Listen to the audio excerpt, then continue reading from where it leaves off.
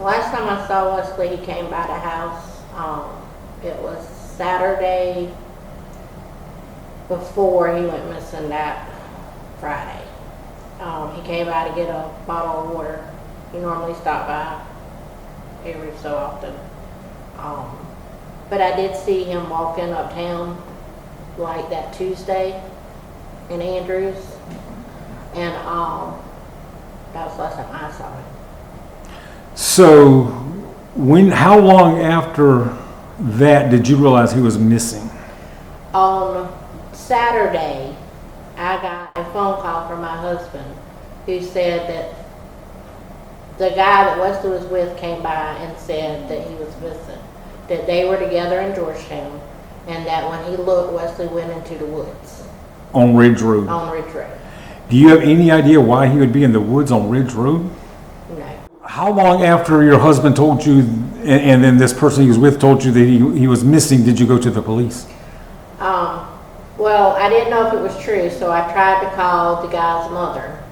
Well, she called me back at 1:51 a.m., I think it was, my phone said, while I was sleeping at that point. So I got in touch with her Sunday, and she told me that Wesley had spent the night there that Friday night. Her son and Wesley was together Saturday. Wesley went missing, and he looked for him. He also called the cops that night. I'm not exactly sure what time it was.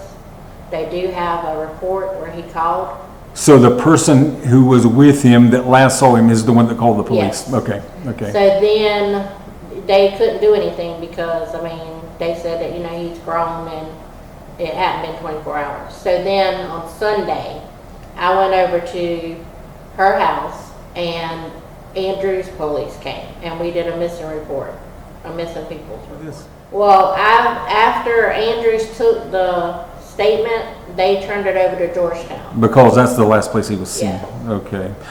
Now, what has your interaction been with the police in the past couple of weeks since they did send out a flyer with his picture and say, he's missing? That was on, I think, August 1st or somewhere around that time period. Yeah. That's the last we've heard from the police on this case. What have you heard from them since then? The day that we did the missing report, I'm not sure if he's I call him Sergeant.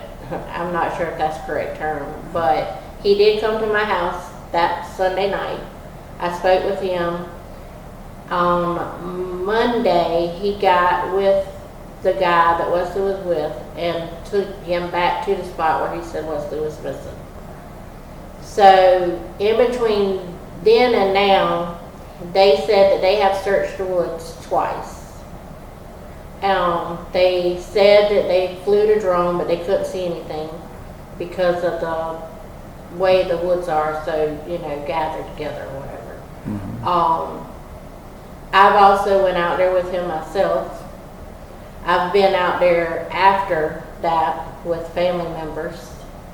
But other than him going out there with me and me checking in daily, I haven't heard anything else. So you're his aunt. What do you feel about how the investigation is going? I don't understand.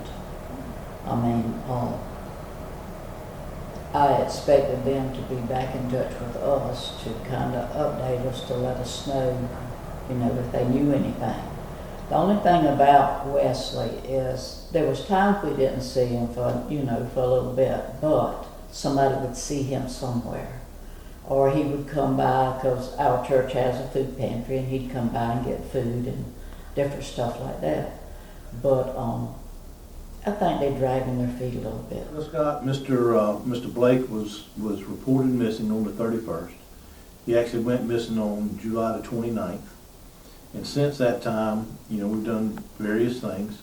We've done 3 foot searches of the area, looking for any signs of him or any foul play or anything like that.